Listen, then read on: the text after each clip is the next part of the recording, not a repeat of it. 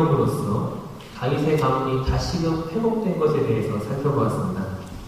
아달랴 여왕이 통치하는 그 6년 동안 마치 다윗의 등불은 꺼진 것처럼 보였었죠. 자기의 손주들까지도 무참히 살인하는 그 아달랴를 위해서 하나님의 약속이 마치 흔들리는 것처럼 보였지만, 하나님께서는 여호야다 제사장을 통하여서 마지막 남은 다윗의 후손이었던 요아스를 지키시고 양육하게 하시고, 또 아달랴 7년에 반란에 성공함으로써 요아스가 7살의 어린 나이에 왕위에 올랐습니다.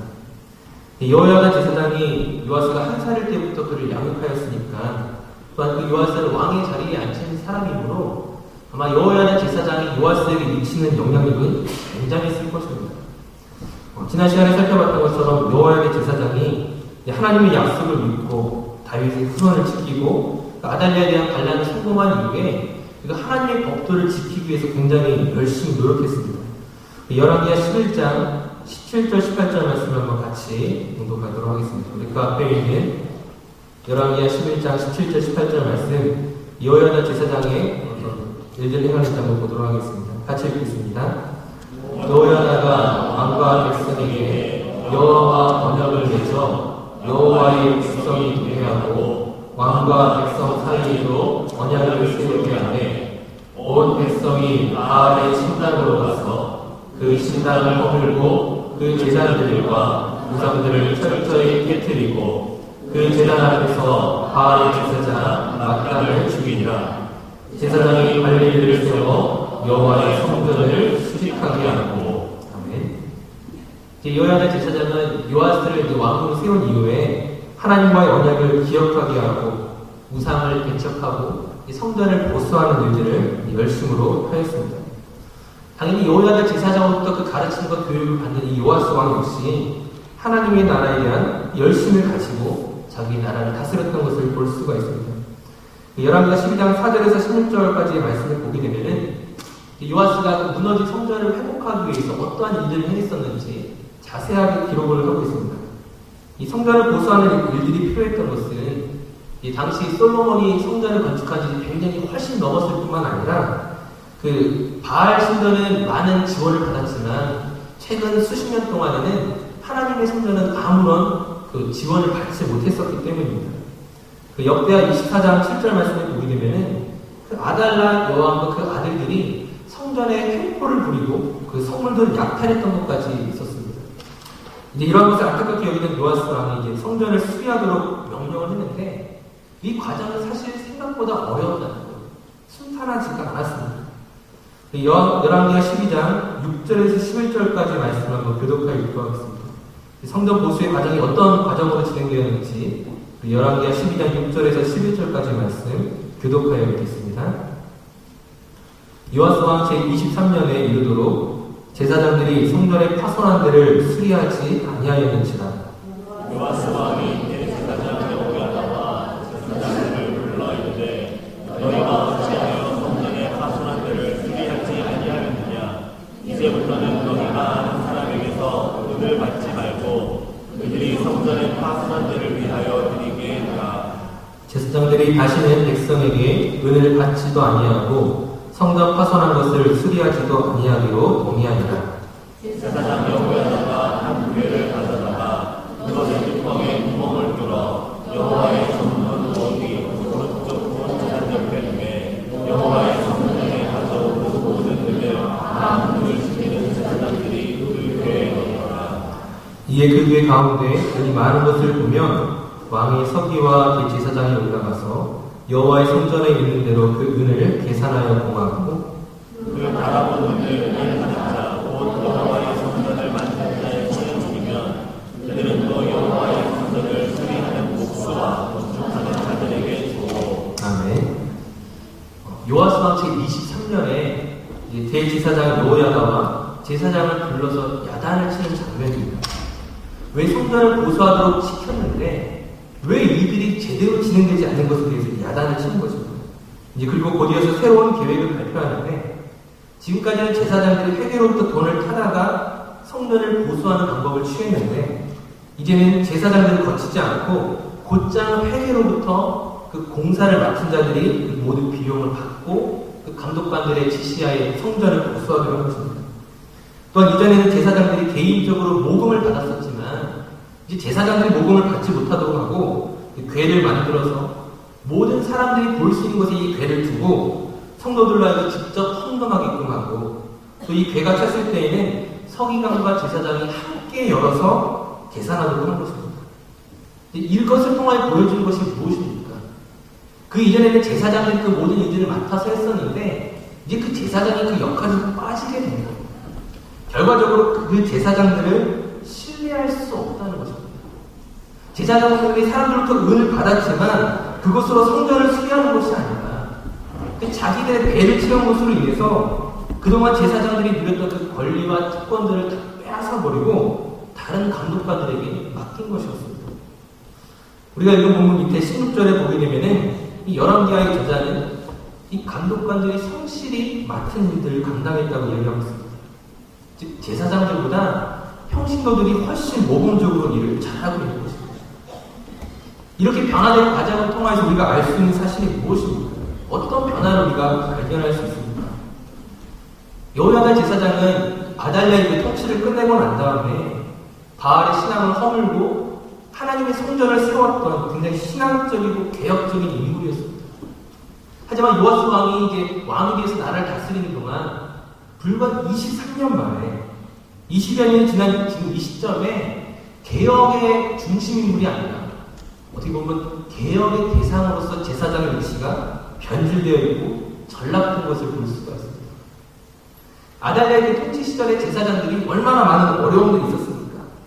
바알의 신전은 많은 지원들을 받았지만은 하나님의 성전은 그 건물을 보수할 여력이 전혀 없었습니다. 굉장히 비참한 처지에 있었습니다. 이제 아달랴는 몰아내고 이제 제사장들이 중심이 되어서 성전을 세우고 힘을 가지게 되었는데 불과 20년 만에 제사장들이 신뢰할 수 없는 위치로 여겨지고 있다는 것이 굉장히 충격적이지 않을 수 없습니다. 물론 이러한 제사장들이 전부가 비리 제사장들이 아니죠. 아마 극히 소수, 극히 일부분일 것입니다.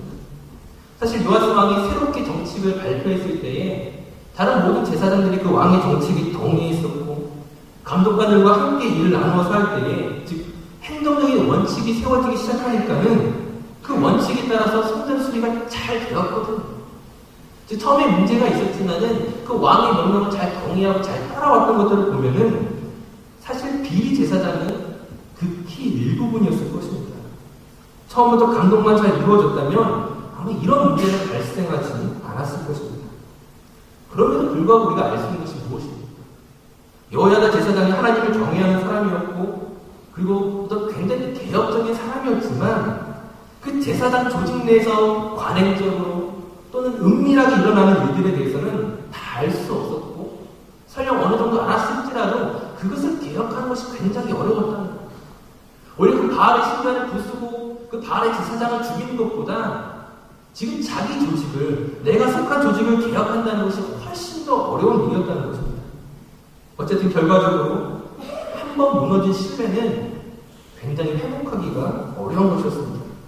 성전을 보수하는 일들은 그 이후에 잘 이루어졌지만 막상 제사장들에 대한 신뢰가 회복되지 않았고 결국 이것은 큰 사건으로 이어지게 됩니다.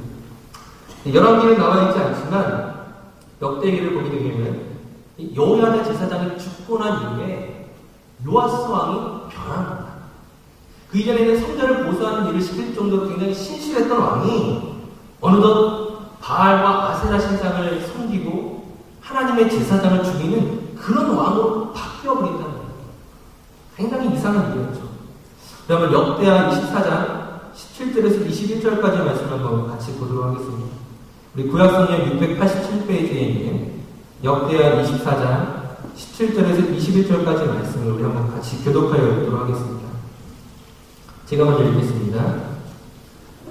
여호야다가 죽은 후에 유다 방백들이 와서 왕에게 전하매 왕이 그들의 말을 듣고 우리의 조상들의 하나님 여호와의 전을 버리고 아세라 만상과 우상을 섬겼으므로 그 죄로 말미암아 진노가 여호와와 예루살렘에 임하니라. 그러나 여호와께서 그들에게 선지자를 보내사 다시 여호와에게로 돌아오게 하려 하심에 선지자들이 그들에게 경고하였으나 듣지 아니하니라. 이에 하나님의 영이 제사장 여호야다의 아들 스가랴를 감동시키심에 그가 백성 앞에 높이 서서 그들에게 이르되 하나님이 같이 말씀하시기를 너희가 어찌하여 여호와의 명령을 거역하여 스스로 형통하지 못하게 하느냐 하셨나니 너희가 여호와를 버렸으므로 여호와께서도 너희를 버리셨느니라. 다 함께 우리가 함께 회개하고 왕의 명령을 따라 그를 여호와의 전뜰 안에서 돌로 쳐주겠습니다. 아멘. 여호야다 제사장이 죽고 난 이후에 요아스 왕이 하나님의 전을 버리고 우상을 섬겼습니다. 그리고 심지어 하나님을 버리고 우상을 섬기는 것에 대해서 그 잘못을 지적하는 그 여호야다 제사장의 아들이었던 스가랴 제사장마저 그를 죽여버렸습니다. 사실 이러한 왕의 변화가 너무나 당황스럽지 않습니까? 그냥 보통 왕도 아니고 하나님을 굉장히 신실하게 잘 믿던 자가 단지 여호야다 제사장이 죽었다는 그 사건 하나만으로도 하루아침에 우상 숭배자로 바뀌었습니다. 성전을 보수하고 신실했던 왕이 성전을 버리고 아세라 목상들과 우상들로 자기 주변을 가득 채웠습니다. 요아스 왕이 왜 갑자기 이렇게 변화했습니까? 어떻게 하루아침에 이렇게 변할 수가 있는 것입니까? 우리가 첫 번째 힌트는 역대하 24장 17절에 보게 되면 유다의 방백들, 즉 유다의 지도자들이 왕을 뛰었다는 것을 볼 수가 있습니다. 즉 유다의 왕궁은 여호야다 제사장의 개혁으로 그 바알의 신앙을 물러내고 하나님을 믿는 신앙으로 회복이 되었지만 막상 왕궁을 제외한 다른 이스라엘 방백들은, 유다의 방백들은 여전히 우상 숭배가 남아 있었다는 것이죠. 그 이유가 무엇입니까?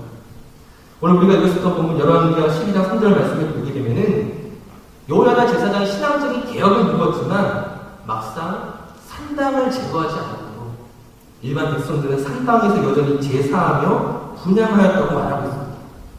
즉 위에서부터의 개혁이 아래로까지 이어지지 않은 것입니다. 왕궁은 바알의 신앙을 물러냈지만 아직 백성들 안에 퍼져있는 그 산당의 우상들을 제거하지 못하고 있었던 거예요. 결국에는 여호야다 제사장이 죽고 난 이후에 백성들의 방백들이, 지도자들이 왕의 마음을 바꾸게 한 것입니다. 하지만 그것만으로는 요아스가 하루아침에 바뀌는 이유로는 부족할 것입니다. 우리는 그 두 번째 힌트를 찾을 수가 있습니다. 우리가 앞서 읽은 역대하 24장에 보게 되면은 요아스 왕이 스가랴 제사장을 죽였다고 말하고 있습니다. 여기서 스가랴가 어떤 사람입니까? 여호야다 제사장의 아들이었습니다. 이 여호야다 제사장이 요아스 왕자를 1살 때부터 키웠잖아요. 아주 어렸을 때 그를 키웠던 아버지와 같은 존재였습니다. 즉, 이 스가랴 제사장은 어떻게 보면 요아스와 함께 컸던, 아마 나이로 봤을 때는 오히려 요아스에게 있어서는 양아버지와 같은 그런 존재였을 것입니다. 근데 다른 누구도 아니고, 다른 선지자도 아니고, 자기의 양부모와 같은 스가랴를 돌로 쳐주겠다는 거예요. 우리는 이 사실을 통해 무엇을 알 수가 있습니까? 요아스 왕은 아마 어릴 때부터 그 여호야다 제사장을 통해서 굉장히 신앙교육을 철저하게 받아왔을 것입니다. 아달랴 여왕을 비롯해서 그 이전의 유다 왕들, 여호람이나 아하시아 왕 같은 사람들이 하나님을 제대로 섬기지 않고 우상을 숭배함으로써 그 신앙을 흡수했던 사람인 것들을 잘 알고 있습니다. 즉 여호야다 제사장이 요아스 왕자를 교육할 때에 굉장히 매우 엄하게 교육을 시켰을 것입니다. 그의 아버지를 따라가지 아니하고 그의 할아버지 신앙을 따라가지 아니하도록 철저하게 하나님만을 믿을 수 있도록 굉장히 교육을 엄하게 시켰을 것입니다. 그리고 여호야다 제사장이 살아있는 동안에는 이 요아스 왕자가 그런 교육을 잘 받은 것처럼 보였습니다. 성전을 고소하다고 명하고 굉장히 신실한 왕처럼 보였었지만 여호야다 제사장이 죽자마자 변질되는 변하는 요아스 왕의 모습을 통해 우리가 무엇을 알 수 있습니까? 그가 신앙 교육을 받아오는 동안에 그 교육 받은 대로 흉내는 냈었지만 사실 개인적인 믿음이 없었던 것이죠. 오히려 여호야다 제사장이 그 아들 스가랴를 죽인 것을 통해 보여준 것은 무엇입니까? 믿음이 없는 정도가 아니라 사실은 그가 받아왔던 지금까지의 교육에 대해서 분노가 있다는 거예요. 그의 마음 가운데 억울함과 원망이 숨겨져 있었다는 거예요. 왜 그가 분노했을까? 왜 그가 철저한 교육 속에서 그 교육을 통해 하나님을 만나는 것이 아니라, 그 교육을 통해 하나님을 인격적으로 체험하는 것이 아니라 왜 분노하고 있고 여호야다 제사장이 죽자마자 그가 신앙을 바꾸는 것입니다. 우리가 성경에서 만약 그 이유를 찾을 수가 있다면은 우리가 앞서 언급했던 이 제사장들이 성전을 보수하지 않고 자기들의 계획을 채우는데 급급했던 이 사건을 생각해 볼 수 있습니다. 아마 이 사건은 요아스 왕에게 굉장한 실망감을 줬을 것입니다. 실망감을 넘어서 아마 배신감을 안겨줬을 것입니다. 여호야다 제사장이 개혁을 주장하고 자신에게 신앙 교육을 할 때 얼마나 엄하게 가르쳤겠습니까? 하지만 막상 제사장들이 말과 행실이 달랐다는 거죠. 앞서 말씀드렸던 것처럼 그것은 아마 극히 일부의 잘못이었겠지만 요아스 왕에게 있어서는 일부의 잘못이 아니라 여호야다와 다른 모든 제사장들이 이 일의 한 통속이라고 생각했을 것입니다. 그러면 그가 자신에게 그동안 가르쳐왔던 것들이 거짓되게 여겨지고 위선적이라 생각했을 것입니다. 내가 그로부터 강요받았던 이 모든 신앙에 대해서 억울하고 회의적인 생각이 들기 시작했다는 거예요. 다시 한번 말씀드리지만 제사장들 전체가 잘못되지 않았을 것입니다. 만약 제사장 전체가 잘못이 있었다면 왕의 개혁에 이렇게 모두가 동참할 수가 없죠. 당장 반발이 일어날 수밖에 없는데 이 개혁이 성공적으로 이루어진 것을 보았을 때 아마 이것은 극히 소수의 비리였습니다. 그럼에도 불구하고 제사장들은 요아스 왕의 신뢰를 잃었고 무엇보다 요아스 왕으로 하여금 자신이 교육받아왔던 모든 것들에 대해서 회의적인 마음을, 배신감을 갖게 되는 발단이 되었던 것입니다. 물론 그렇다고 해서 요아스 왕이 하나님을 버리고 우상을 섬긴 것에 대해서 잘못이 없습니까? 하나님이 경고하셨던 것처럼 아람 군대가 쳐들어오게 되고 또 자신이 모았던 모든 보물들을 갖다 바쳐서 기굴하게 살아남았지만 결국에는 자기 자신이 반란으로 쿠데타로 왕이 되었던 것처럼 신하들의 쿠데타로 인하여 비참하게 죽고 말았습니다. 하지만 우리는 그 요아스 왕이 비참하게 죽은 것을 떠나서 그 이전에 그를 변제되게끔 하였던, 그러하여 하나님의 신앙에서 떨어지게 만들었던 그 죄의 파괴력을 생각해 봐야 할 것입니다. 굉장히 일부의 문제였지만, 굉장히 소수의 잘못이었지만 그 문제는 굉장히 커다란 문제로 우리에게 돌아올 수 있다는 것입니다. 오늘 말씀을 묵상하면서 오늘 우리가 한국교회에 대해서 다시 한번 좀 생각을 해봐야 될 것 같습니다.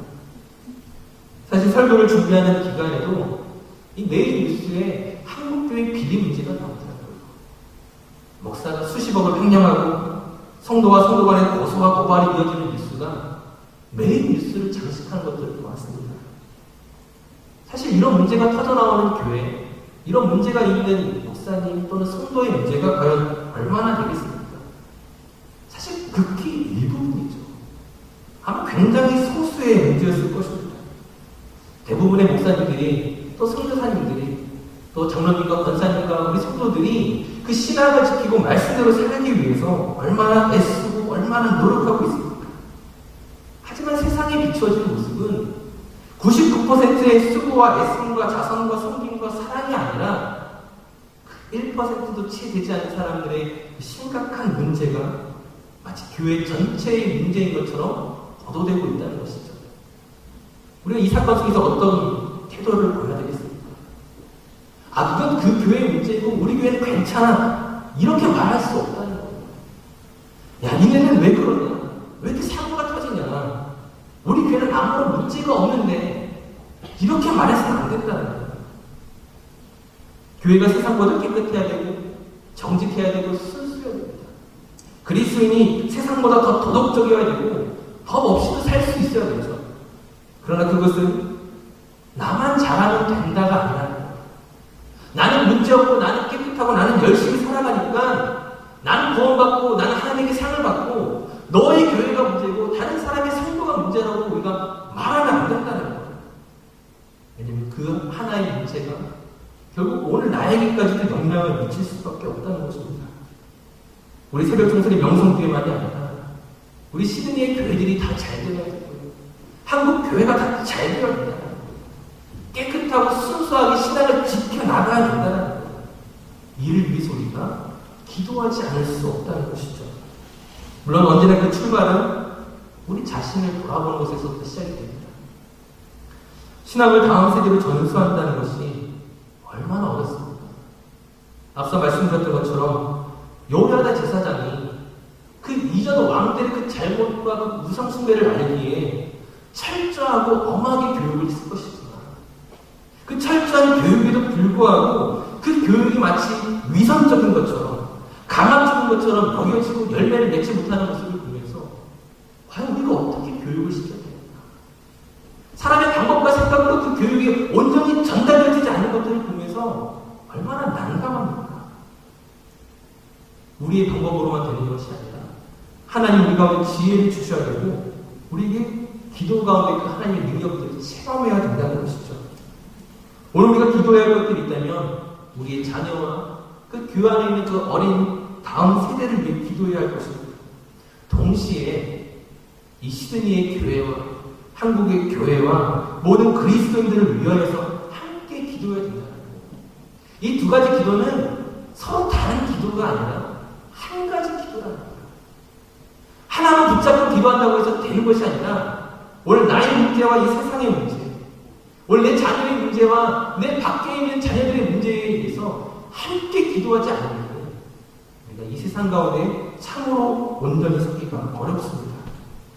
우리가 다시 한번 이 시간 동안 기도하실 때 내 자녀만을 위해서 기도하지 마시고 우리 교회만을 위해 기도하지 마시고 이 시드니와 한국 교회와 선교사님들을 위하여서 함께 기도할 수 있기를 간절히 원합니다. 이제 우리 함께 좀 찬양했으면 좋겠습니다. 우리 주님 앞에 강구했었던 한 가지 우리 이 찬양 다시 한번 찬양하시면서 정말 우리가 기도하는 우리가 강구하는 것들이 정말 나와 다른 사람을 나누어서 생각하는 것이 아니라 이것이 하나의 기도라는 것을 한 가지 소원이라는 것을 우리가 고백하며 시간 찬양했으면 좋겠습니다.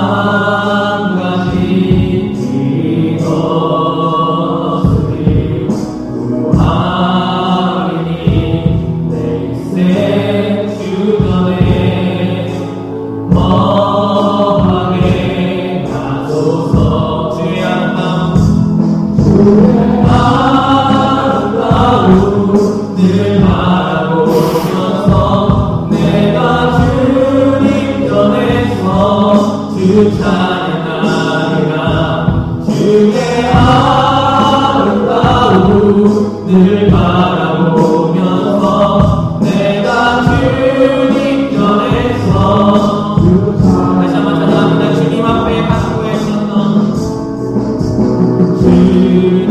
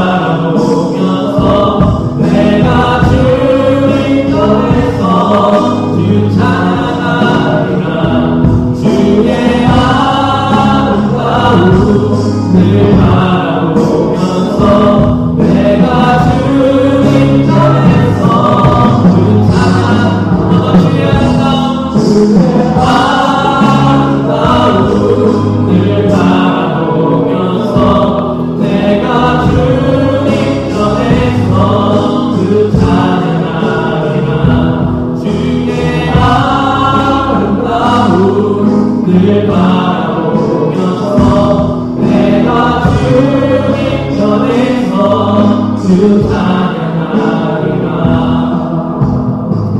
기도하도록 하겠습니다. 이 시간 우리 특별히 기도하실 때에 우리 교회만을 위하여 기도하는 것이 아니라 하나님 이 시드니 지역에 있는 모든 교회들을 위하여 기도합니다. 교회 안에 때로는 많은 크고 작은 문제들이 있지만 빨리 그 모든 그 문제를 뛰어넘어서 하나님의 은혜로 회복되게 하시고 정말 우리 모두가 함께 한 마음 되어 정말 하나님의 영광을 드높일 수 있는 교회가 되게 하여 주시옵소서. 모든 성도 가운데 하나님의 영광을 드러나게 하시며 모든 그리스도의 발걸음을 통하여 세상에 찾는 충격과 도전을 줄 수 있는 믿음의 그 놀라운 것들을 줄 수 있는 그 모든 은혜가 있게 하여 주시옵소서. 이렇게 시간 기도하며 나가도록 하겠습니다. 바로 같이 나오는